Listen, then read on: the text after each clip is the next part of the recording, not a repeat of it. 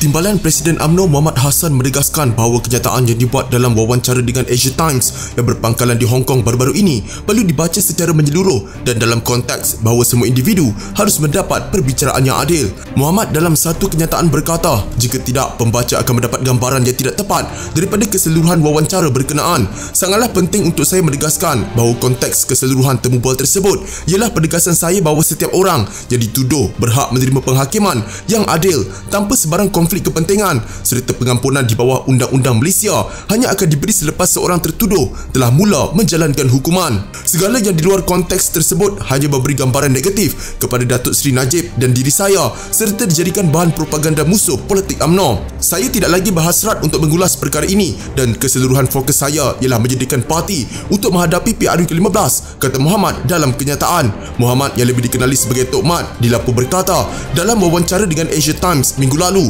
bahawa Najib harus masuk ke dalam dahulu sementara menunggu proses rayuan berhubung sabitan bersalah atas tuduhan rasuah berkaitan SRC International Sdn Bhd.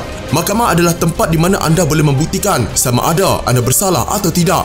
Dia tidak membuktikannya, dia tidak dapat membuktikannya. Semua orang perlu membayar harga masing-masing, tetapi jika kita mahu mengampunkan, dia Najib perlu melalui proses itu. Dia perlu masuk ke dalam dahulu. Muhammad dipetik sebagai berkata dalam wawancara itu. Bagaimanapun Muhammad kemudian menjelaskan bahawa dia memaksudkan bahawa Najib perlu menghadapi akibatnya jika Mahkamah Persekutuan mengekalkan sabitan dalam kes SRC. Susulan penerbitan wawancara dengan Asia Times yang turut dipetik oleh media tempatan, Muhammad mendakwa kenyataannya diambil di luar konteks. Berhubung petikan wawancara itu, Asia Times secara khusus bertanya kepada Muhammad apakah dia akan berasa sedih sekiranya Najib dipenjarakan.